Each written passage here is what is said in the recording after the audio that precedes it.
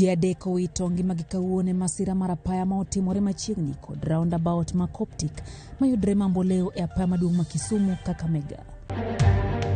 It would be insensitive for us as members of parliament to accept any purported salary increment amidst the rage that is out there.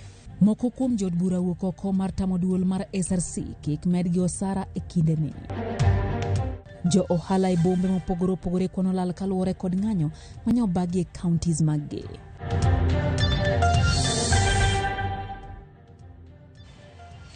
Machiegni chendo mar kagi kacha nyakorom gajwang' nyinga Lydia Okeyo. Ji adek oyang ni owito ngimagi kawuono e masira mar apaya tok kalori mano oting'o mogo obayo yo ma ogore piny machiegni kod roundabout ma Coptic mayudre Mamboleo e apaya maduong' ma Kisumu, Kakamega. Ji maromo 5 bende podhi nyime kod yudo thieth e osiptal ma Jomo Kenyatta kata Jaramogi Oginga Odinga Referral Hospital kod Russia kama nochwal gi tok masirano. Obila yango ni chal kagima break mar lorino nochot ma obayo yo kendo tuo moko kuom joma ne nitiere bath apaya. Jodak makanyo koro kwayo Kenha mondo med rageng' ng'wech e apayano. Eneo ni oduoko chien masiche.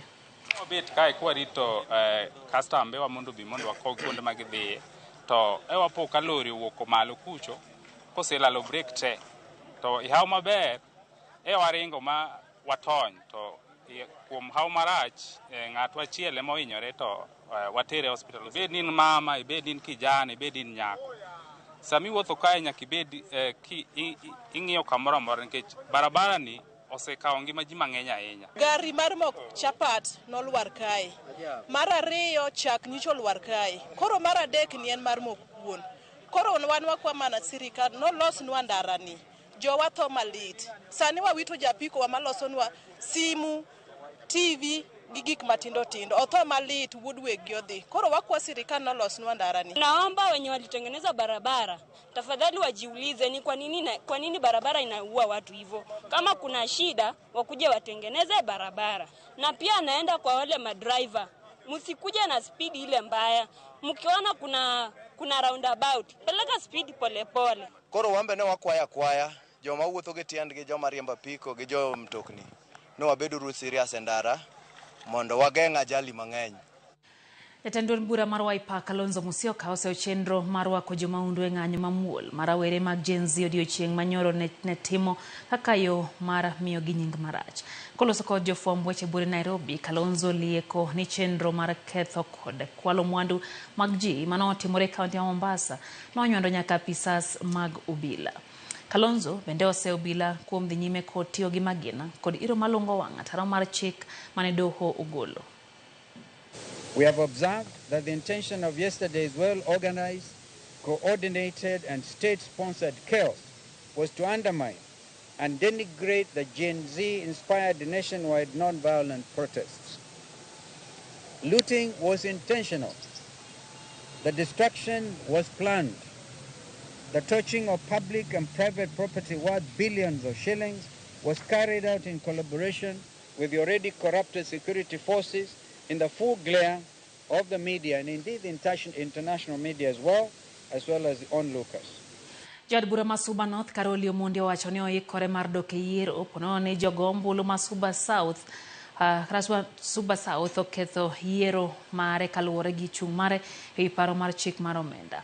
Karoli lero ni na osiro chik mar omenda mar 2024 bang' pedho lokruok 18 ne paro mar chik makamano mane dhi miyo jopiny osigo kaka osuru mar VAT e mkate, taulo mag ria kod osuru e weche geche. Ka otwak kod Ramogi TV bende ne onyiero paro maduong' bura mar ODM maluongo jod bura mano osiro paro mar chik makamano kowacho ni jopiny nyalo mana luongo jod bura margi ka oketho chike mag bidhruok e apisi, ka otwe kod doho kod ka otiyo marach gi omenda mag jopiny. Ka ng'ato dwa wacho ni dwa gola e bunge nikech nyocha goyo yes e finance bill, ane jaod bura manyocha otero amendments mang'eny mogik.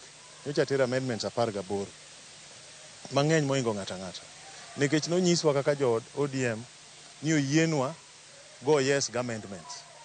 To ka koro ne gineno ka piny obedo maliet to giloko ni gidhigo no ga amendments.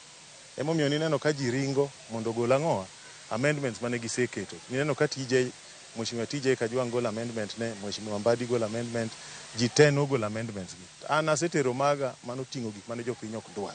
Koro an aonge gi luoro. Ya, an aseikora ni ka weche tek to wadok adok e yiero ji ochwadre kanyo. Dong' mane kaka en, an ok aluor ga yiero. Anytime.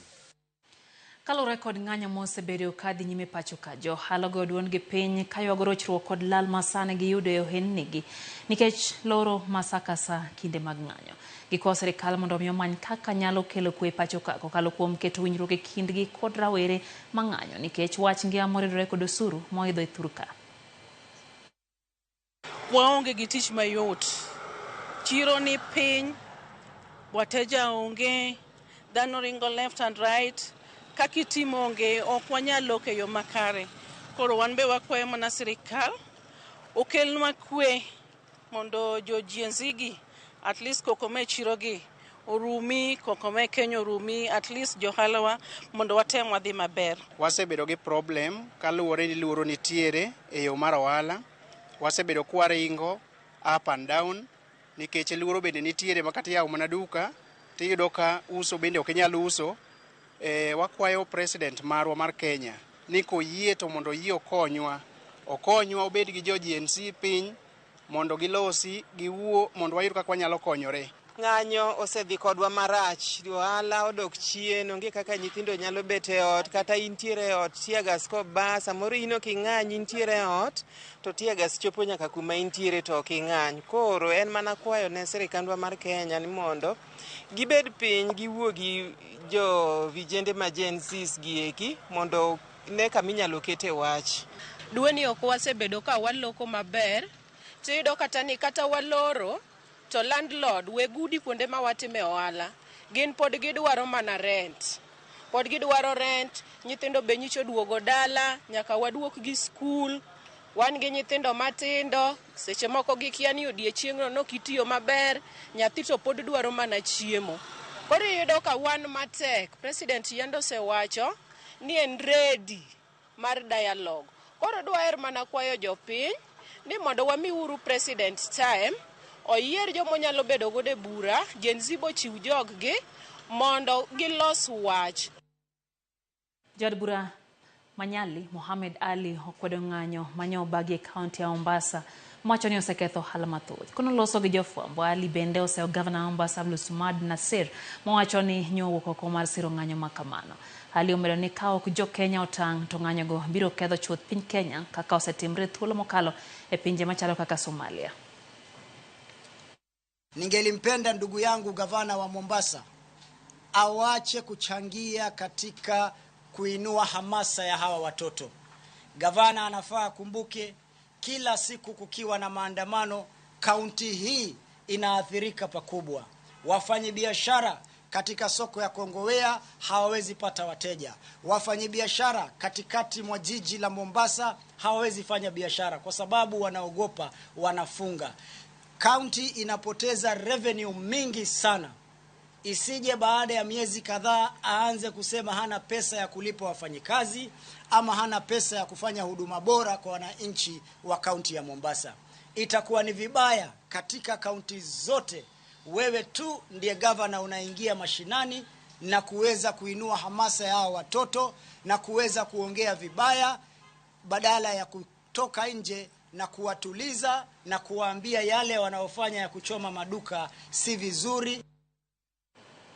Rawere bwa makimilili okwedo kang' mano obilo kao mara koregi jong'anyo kendo tiyo kod teko mathoth e keyo jong'anyo e kinde mane obag ng'anyo pacho ka madwaro mondo jatend piny Kenya otim lokruoge moko e telo mare. Rawerego nyomoko msoma chuny bwa makimilili e kinde ng'anyogo ka gikwedo nek mag rawere mano otim gi obila e kinde ng'anyo anyate bwa ma Nairobi juma mokalo. Giwacho ni gisebedo ka giyudo ote mbogi koya kuom jogo ma gichich ni gin jogo ma gin josiasa maya Kimilili ka koro gidwaro mondo mi apis okwach kich otim nonro kendo okaw ne jotelo go okang' mar chik ka bende gisingo dhi mbele gi bago ng'anyo nyaka ket lokruoge makamago. Tunakashfio kitendo enye ilifanyika Nairobi. Watu wetu wameuliwa na sisi kama wana GNZs hatujafurahia hiyo kitendo. Ni kuna kijana mmoja ambaye anatoka Kimilili aliuliwa kwa hiyo maandamano. Tunataka sisi kama JNC Kimilili tufike Nairobi City Mortuary waachilie huyo mtoto.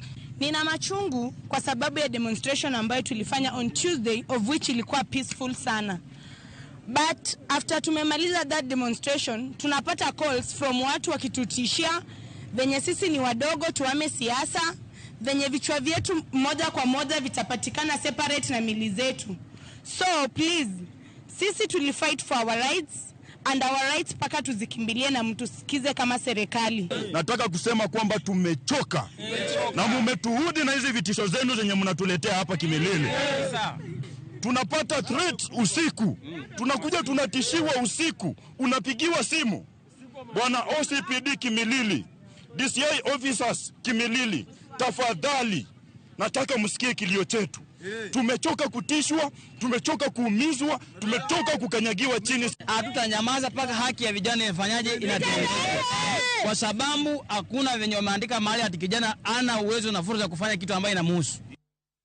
Jod bura ma Baringo North Joseph Kilap mabende henja kanyo e committee mar budget ogolo siem ne oganda jo Kenya kowacho ni giikre mar kadho e kinde matek bang' tamruok paro mar chik mar omenda magana 224.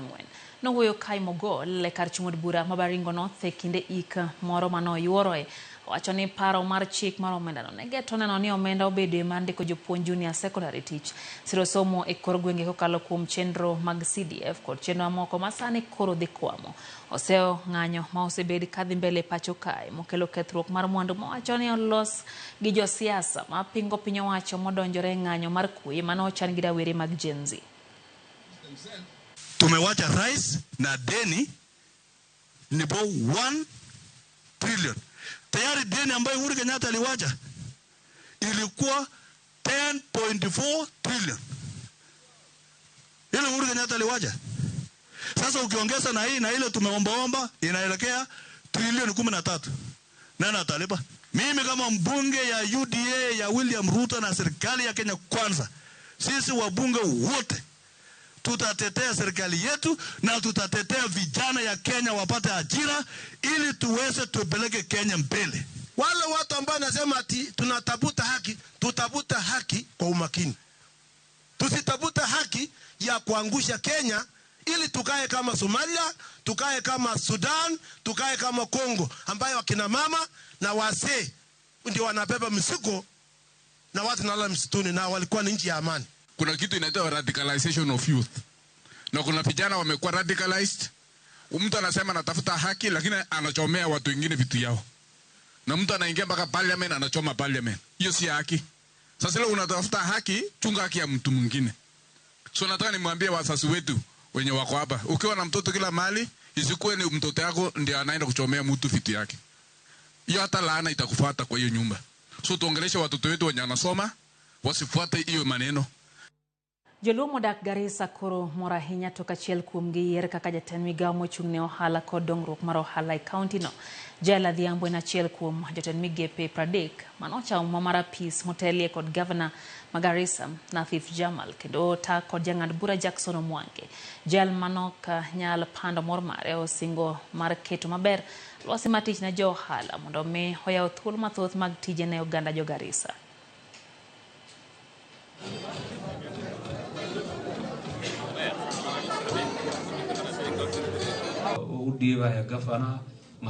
County Chief Officer, I shall always truly and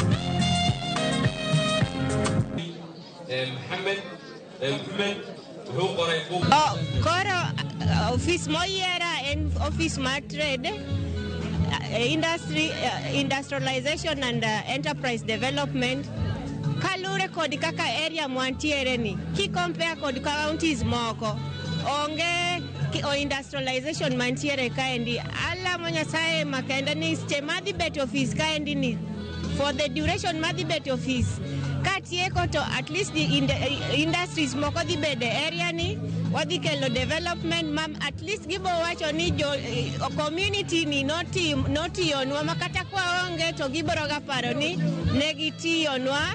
To waduoko ni governor erokamano ahinya kuom tich motiyo kokony mokonyowa nikech no promise walobro miwa chief officer to wan wang'o kaka nowacho.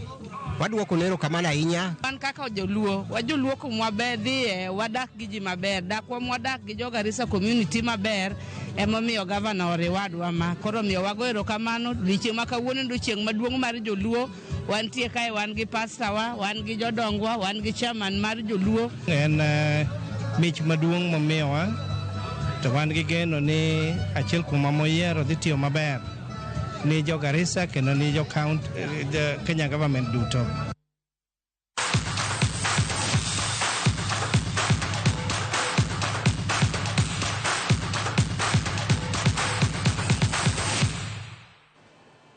Solomon Mudhomi en jaloch majumani mar bonus mar Shabiki Super Jackpot. Solomon oyudo omenda maromo siling 241,331. Solomon ma en jadak ma Isiolo lero ni nolieko kare duoko mag tuke 13 e kind 15 mag jackpot. Wacho ni ne ok en gadieri ni ne en jaloch nyaka nochopo gone simu kowuok Shabiki. Mimi naitwa Solomon Kamau. Nimetoka Isiolo. Mimi ni fundi wa stima na niko na biashara ya stima hapo Isiolo town.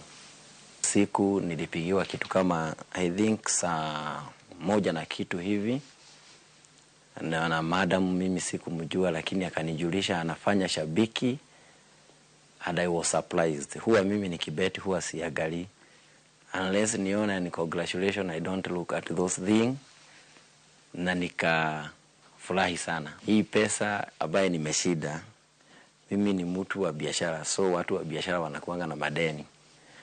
Nitaklia madeni zangu na still niongeze stock kidogo.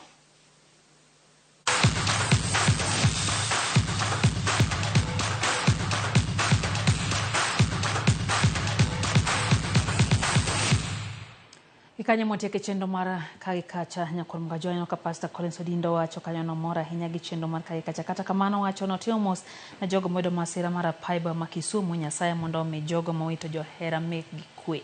Rokamana nya Pastor Collins. Kor mgajonge kanye motieke chendo mar kacha kata kamano waikoni weche ge makare ahinya chendo mar ang'ich welo kachiel gi chenro mar oyimore duto ang'no akelni weche gi heyor adimbo. Riti masani nyinga Lydia Hokeyo.